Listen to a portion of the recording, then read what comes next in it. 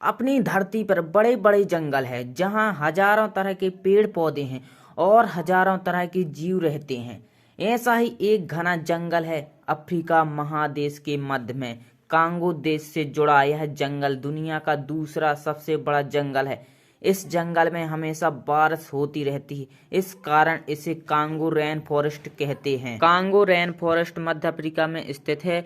यह 23,45,000 वर्ग किलोमीटर से अधिक क्षेत्र में फैला है, यानी अपने देश के लगभग 75% क्षेत्र के बराबर यह जंगल फैला हुआ है। यह रेन फॉरेस्ट दुनिया का दूसरा सबसे बड़ा जंगल है जहां खूब बारिश होती है। यहाँ औसत 58 इंच बारिश हर वर्ष होती है। कांगो रेन फॉरेस्ट का ज़्यादा हिस्सा कांगो देश में आता है जो अफ्रीका महादेश के मध्य में स्थित है।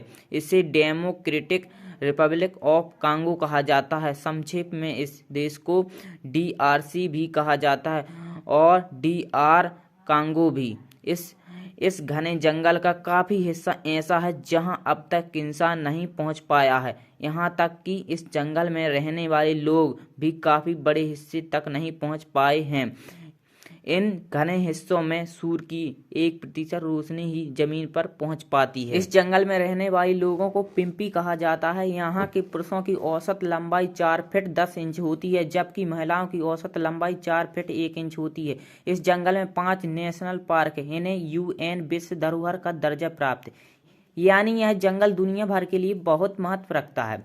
इस जंगल के बीच से कांगो नदी निकलती है जिसकी लंबाई 4,700 किलोमीटर है। यह नदी कांगो देश के अलावा कई और देशों से होकर गुजरती है। इसे दुनिया की सबसे गहरी नदी का दर्जा प्राप्त है। इस जंगल में 2,000 से अधिक तरह के जीव रहते हैं। इनमें 450 से अधिक ऐसे जीव रहते हैं जो अपने बच्चों को दूध पिलाते हैं। 300 से अधिक रेंगने वाले जीव रहते हैं जैसे कीड़े मकोड़े सांप आदि।